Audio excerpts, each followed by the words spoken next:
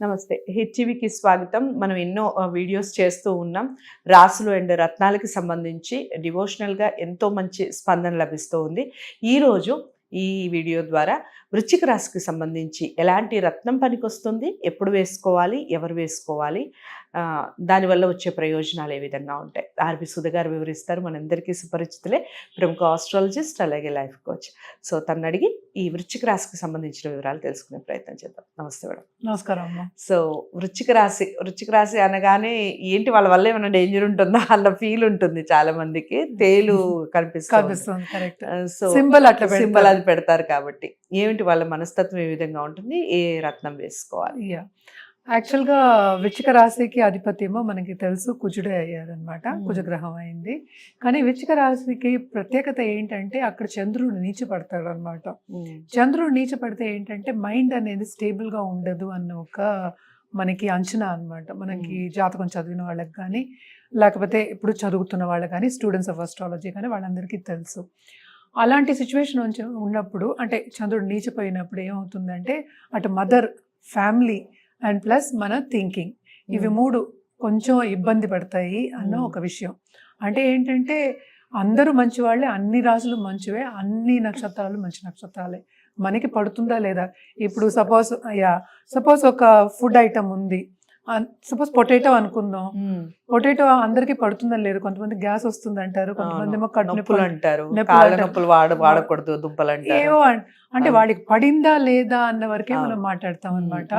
అలాంటప్పుడు వృశ్చిక రాశి వాళ్ళకి ఏంటంటే వాళ్ళకి గుప్త స్టడీస్, అంటే ఏంటంటే సీక్రెట్ స్టడీస్, వెపనరీ అంటాం. వెపన్స్ చేయడం కానీ, ఇప్పుడు మనకి న్యూక్లియర్ వెపన్స్ చేయడం కానీ, మిలిటరీ వెపన్స్ చేయడం కానీ, మిలిటరీ ఇది కానీ, డిసిప్లిన్ కానీ వాళ్ళకి నచ్చుతుంది. అంటే అలాంటి డిసిప్లిన్ ఉన్న వాళ్ళు అనమాట వాళ్ళు యాక్చువల్గాను. అండ్ ఆల్సో గుప్త స్టడీస్ అంటాం మనం. అంటే వేదాలు కానీ, వేదాంగాలు కానీ, ఈ యూనివర్స్ ఎందుకు ఇలా ఉంది, చాలా స్పిరిచువల్ వేకి వెళ్తారనమాట. అందుకని మనం ఏమనుకుంటాం, వాళ్ళు మనకి వరల్డ్లీ దాంట్లో లేరు కనుక వాళ్ళకి ఏమో మైండ్ కొంచెం వేరేలా ఉందేమో అనుకుంటాం. కాదు, వాళ్ళు కొంచెం బెంట్ ఆఫ్ మైండ్ డిఫరెంట్గా ఉంటుంది, థింకింగ్ డిఫరెంట్గా ఉంటుంది అంతే. అందుకని మంచి వాళ్ళు కారని కాదు, అందరూ మంచి వాళ్ళే. ఆ తేలు అనేది మనం సింబల్ పెట్టుకున్నాం అంతే. అంటే ఏంటి, ఎవరైనా సరే, ఇప్పుడు మనం ఒక యానిమల్ అయినా సరే దాన్ని బాధ పెడితే అది తిరిగి మనని ఏదో ఒకటి అరవడమో కరవడమో ఏదో ఒకటి చేస్తుంది కదా. అలాగే కదా యానిమల్స్ అన్ని, మనం కూడా అంతే కదా.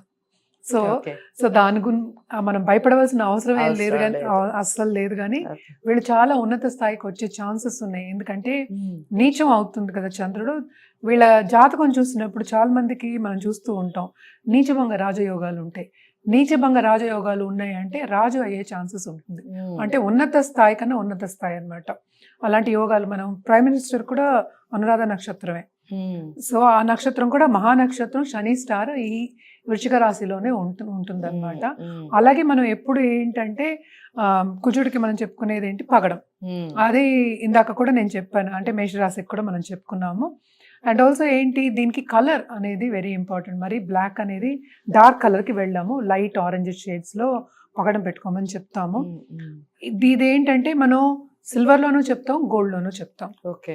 అండ్ ఆల్సో ఇంకోటి ఏంటంటే మొత్తం జాతకం పరిశీలించిన తర్వాత ఒక్కొక్కసారి నేను ఈ రాశి వాళ్ళకి బ్లాక్ పర్ల్ ఇచ్చిన రోజులు కూడా ఉన్నాయి, అంటే ఇచ్చున్నాను అనమాట. ఎందుకని అంటే నేను ఇందాక చెప్పినట్టు చంద్రుడు నీచ పడతాడు కదా. ఇక్కడ నీచ పడినప్పుడు ఏంటంటే కొన్ని కండిషన్స్ ఇందాక చెప్పినట్టు అది తీవ్రత లేకపోతే తక్కువ ఎక్కువ ఏదో బ్యాలెన్స్ చేయడానికి మనం ఇస్తూ ఉంటాము. అది ఇస్తున్నప్పుడు ఏంటంటే తప్పక జాతకం అనేది పరిశీలించాలి. అంటే మనం జనరల్గా మాట్లాడుకునేది 12 ద్వాదశ రాశులే మాట్లాడుకోగలం. అలాగే ఏంటంటే మనం 9 గ్రహాలు అంటాం, కానీ 7 గ్రహాల గురించి మనం మాట్లాడుకోగలం. ఎందుకంటే ఈ జాతక చక్రం 7 గ్రహాలకి ఆధిపత్యం ఇచ్చున్నారు, రాహు కేతుకి ఆధిపత్యం లేదు. సో వాటికి మాత్రం స్టోన్స్ లేవా, జాతిరత్నాలు లేవా, ఉన్నాయి కదా. సో వాటికి మళ్ళీ విడిగా మాట్లాడుకోవాల్సిందే తప్ప దీంట్లో మనం మాట్లాడలేదు అనమాట. సో రాసులు అలా విభజించున్నారు కనుక మనం ఇంతకన్నా మన లిమిటేషన్ ఇది. అదే ఇండివిజువల్ జాతకం చూసినప్పుడు వాళ్ళకి స్పెసిఫిక్ గా చెప్పడం అనేది జరుగుతుంది. అలాగే ఏ రోజు వేసుకోవాలి, ఏ వేలుకి వేసుకోవాలి, ఏ చేతికి వేసుకోవాలి, ఎలా తారాబలం ఉంది, ఎప్పుడు వేసుకోవాలి, అండ్ ఆల్సో జెమ్స్ ఇవ్వడం కూడా మనకి జరుగుతుంది. ఏంటంటే మనకి ఆల్ ఓవర్ ద వరల్డ్ నుంచి జెమ్స్ వస్తాయి, అండ్ సర్టిఫైడ్ జెమ్స్ తీసుకోవడం అనేది మంచిది. అండ్ దీంట్లో ఏంటంటే వెయిట్ అనేది స్పెసిఫిక్ గా మనం చెప్తాం, ఇంత వేసుకోమని. కొంతమందికి 10 క్యారెట్స్ కూడా చెప్పున్నాను నేను, 10, 15 అలా కూడా చెప్తాం. ఏంటంటే ఒక్కొక్క ప్రాబ్లంకి ఒక్కొక్క సొల్యూషన్. ఓకే. అన్ని ప్రాబ్లమ్స్ కి ఒకే సొల్యూషన్ ఉండదు కదా. ఓకే. అలాగే వీటి కూడా అన్నమాట, జాతిరత్నాలకు కూడా మనం మొత్తం చూసిన తర్వాత మనం నిర్ణయానికి వచ్చి ఇవ్వడం అనేది జరుగుతుంది.